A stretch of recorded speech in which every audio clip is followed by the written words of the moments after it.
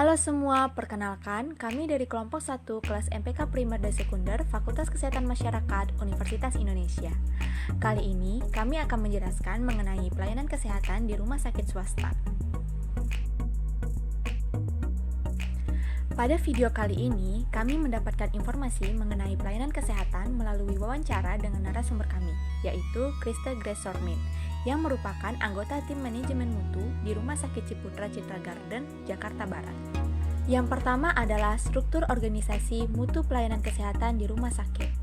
Mutu pelayanan merupakan tanggung jawab dari Komite Risiko Mutu Keselamatan Pasien atau KRMKP dan Komite PPI yang secara struktur langsung bertanggung jawab ke direktur. Proses perencanaan di Rumah Sakit Ciputra Citra Garden terdiri dari perencanaan kegiatan pelayanan, anggaran, dan sumber daya manusia. Perencanaan kegiatan pelayanan di rumah sakit terdiri dari pelayanan masyarakat secara luas maupun pelayanan personal kepada pasien. Perencanaan pelayanan personal dilakukan dengan melihat rencana 5 tahunan, fokus pada program unggulan, dan dukungan anggaran serta SDM. Sementara, perencanaan pelayanan untuk masyarakat luas tidak dilakukan secara detail. Contoh, pelayanan masyarakat luas adalah edukasi dalam menghilangkan ketakutan masyarakat untuk pergi ke pelayanan kesehatan di masa pandemi COVID-19. Pelayanan kesehatan di rumah sakit menggunakan design thinking dengan landasan problem solving. Design thinking memiliki kerangka usaha untuk mengatasi masalah di lapangan melalui proses yang sudah direncanakan. Hal tersebut dihasilkan dari problem solving, yaitu proses menganalisa masalah di rumah sakit yang kompleks secara sistematis dan mencari cara untuk mengatasinya. Dalam implementasi service excellent, terdapat beberapa hambatan, yaitu tuntutan pasien yang meliputi sarana, waktu tunggu, dan perilaku. Hal ini dapat dievaluasi melalui masukan, edukasi, dan sosialisasi kepada staf rumah sakit. Namun, evaluasi sarana membutuhkan waktu dan biaya yang besar. Di sisi lain, keberhasilan implementasi service excellent dapat dilihat dari masukan, saran, dan kritik pasien serta keluarga pasien.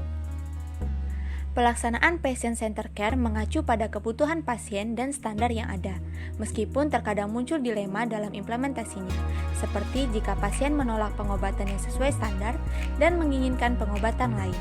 Namun, pihak rumah sakit tidak bisa memaksakan kehendaknya ataupun menyetujui permintaan pasien, sehingga penyelesaiannya adalah pasien harus menandatangani informed consent agar tidak menjadi masalah ke depannya.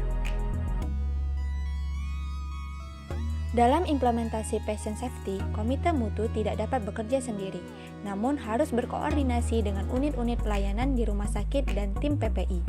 Untuk mewujudkan patient safety, komite mutu berusaha meningkatkan laporan insiden dengan mengubah mindset staf rumah sakit untuk tidak takut melaporkan insiden yang terjadi. Selain itu, komite mutu di Rumah Sakit Ciputra Citra Garden ditekankan untuk turun lapangan, bukan hanya menerima laporan.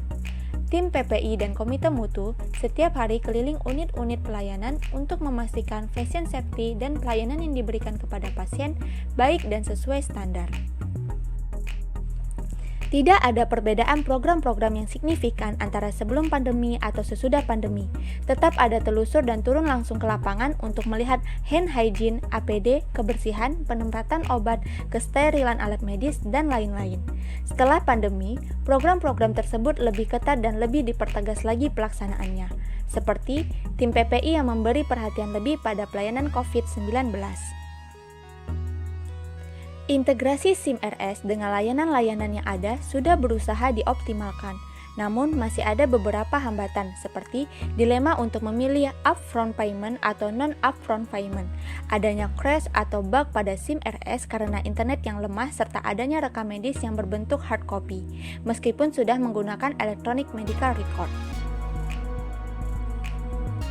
RS Ciputra Citra Garden menggunakan PDCA sebagai tools peningkatan mutu yang merupakan siklus dalam mewujudkan continuous improvement, sehingga dapat memberikan pelayanan yang terbaik.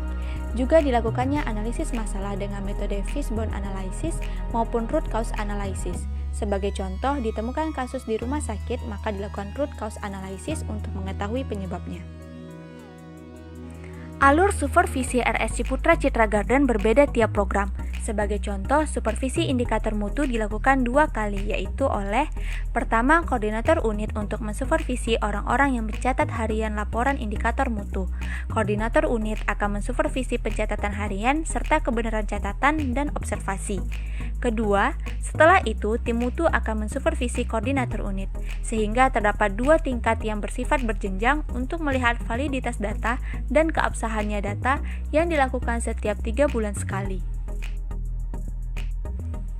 Penilaian kinerja di RS Ciputra Citra Garden menggunakan balance scorecard untuk tiap unit disertai indikator lain dengan tujuan untuk melihat capaian indikator. Indikator yang digunakan yaitu 12 indikator nasional, indikator unggulan tiap program unggulan RS, dan indikator unit.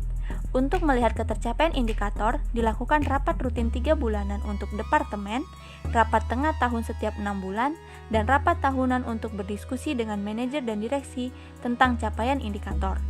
Rapat kinerja bertujuan untuk bekal evaluasi untuk rumah sakit ke depannya. Pelaksanaan survei kepuasan masyarakat di RS Ciputra Citra Garden menggunakan form kuesioner online, Google Review, dan juga curhatan atau keluhan langsung. Pertanyaan yang diajukan meliputi, apakah petugas kesehatan memberikan pelayanan dengan ramah, sopan, berpakaian rapi, memberikan penjelasan dengan baik terkait penyakit yang dialami pasien, dan lain-lain. RS Ciputra Citra Garden sudah melakukan akreditasi pada tahun 2020. Namun, reakreditasi atau persiapan akreditasi ditunda karena COVID-19. Persiapan yang dilakukan panjang dan harus matang, terutama pada dokumentasi dan persepsi standar akreditasi. Yang keduanya seringkali berperan sebagai penghambat pelaksanaan. Hambatan persiapan dokumen terjadi karena tidak dapat dilakukan pemaksaan kelengkapan dokumen akibat beban kerja petugas di lapangan yang cukup tinggi, di mana mereka melayani pasien juga berkoordinasi dengan unit dan profesi lain. Namun, apabila dokumen tidak lengkap, maka terdapat poin penilaian yang tidak terpenuhi. Begitu juga menyamakan persepsi standar akreditasi. Walaupun terdapat SPO atau panduan belum dapat dipastikan tiap orang membaca, maka dibutuhkan koordinator walaupun tidak dapat terpantau 24 jam. Juga sosialisasi peraturan atau pedoman yang tepat. Sekian video dari kelompok 1, sampai jumpa di lain kesempatan dan terima kasih.